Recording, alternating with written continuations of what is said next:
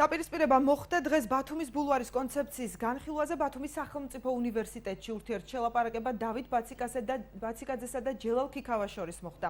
ჯელალ ქიქავა დაუშვებლად მიიჩნევდა ბულვარის დაგეგმარებაში ჩარევას. ქიქავა პრეზენტაციის თავიდანვე კითხვა-პასუხის რეჟიმში წარმართვას და კითხვებზე კომპეტენტური პასუხების გაცემას ითხოვდა.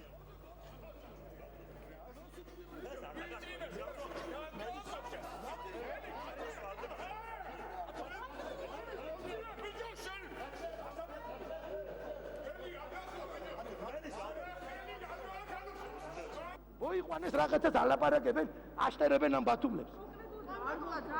ყველაფერი ეს ბულვარს არ შეეხო არავინ. ბენდუკიძე ცხონებულმა გაყიდა საქართველოს ქონება და სწორი იყო. ბულვარს არ შეეხო. მიშამ კი არ შეეხო, გაზარდა ბულვარი. ასლანი არ ეხებოდა ბულვარს.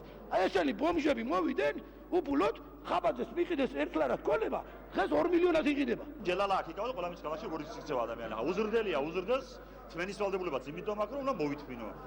გავად რომ არ ვიქნები ჟურნალისტი, აქია პოლიტიკოსი და თმენის ვალდებულება არ მექნება, ამ ადამიანს დაველაპარაკე.